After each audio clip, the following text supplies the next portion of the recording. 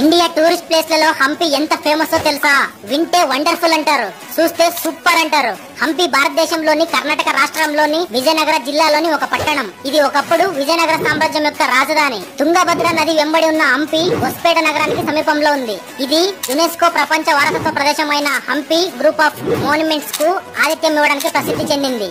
ఇది బెంగళూరు నుండి 350 కిలోమీటర్ దూరంలో, హైదరాబాద్ నుండి 374 కిలోమీటర్ దూరంలో, హొస్పేట నుండి 14 కిలోమీటర్ దూరంలో ఉంది. హంపి అనేక చారిత్రాత్మక కట్టడాలకు, శిల్పాలకు ప్రసిద్ధి చెందింది. హంపిని విజిట్ చేయడానికి 2 days or 3 days అవసరం. ఇందులో చూడదగిన ముఖ్య ప్రదేశాలు: విరూపాక్ష దేవాలయం. 50 మీటర్ల ఎత్తున్న తూర్పు గాలి గోపురం విరూపాక్ష దేవాలయంలోకి స్వాగతం పలుకుతుంది. ఇక్కడ విరూపాక్షుడు అంటే శివుడు అని అర్థం. ఈ దేవాలయాన్ని చరిత్ర ఆధారాల ప్రకారం విజయనగర రాజులే నిర్మించారు. ముఖ్యంగా 1510 సంవత్సరంలో శ్రీకృష్ణదేవరాయలు కట్టించాడని కూడా శిలాశాసనాలు చెబుతున్నాయి. హంపికి ఈశాన్య భాగంలో ఆనేగుంది గ్రామానికి ఎదురుగా ఉన్న విజయ విఠల దేవాలయ సముదాయం అప్పటి శిల్పకళ సంపత్తికి ఒక నిదర్శనం. విఠలేశ్వర దేవాలయంలో ఆకర్షణీయమైన విశేషం సప్త స్వరాలు పలికే 7 సంగీత స్తంభాలు.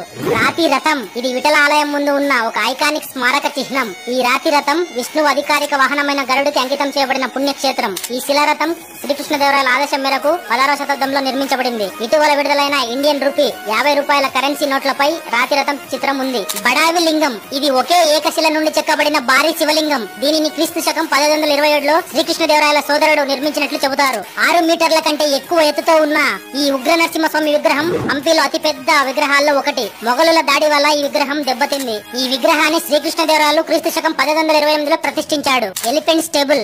ఇది విజయనగర సామ్రాజ్య కాలంలో నిర్మించిన ఒక అద్భుతమైన ఇండో ఇస్లామిక్ నిర్మాణ శైలి కలిగిన కట్టడం. ఇది ప్రధానంగా రాజేనులకు ఆశ్రయం కల్పించడానికి ఉపయోగించబడింది. హంపి బజార్. ఇక్కడ ఒకప్పుడు రత్నాలు మరియు వజ్రాలు అమ్ముడయ్యేవి. ఇది విజయనగర సామ్రాజ్య రాజధానిలో ఒక ముఖ్యమైన వాణిజ్య కేంద్రంలో ఉండేది. మాతంగ కొండలు. ఇది హంపిలో ఎత్తైన ప్రదేశం. ఇది ఎక్కితే విజయనగర పట్టణం మొత్తం చూడొచ్చు. నది యొక్క అద్భుతమైన దృశ్యాలు కనిపిస్తాయి. ఉదయం పూట సందర్శించడానికి అనువైన ప్రదేశం.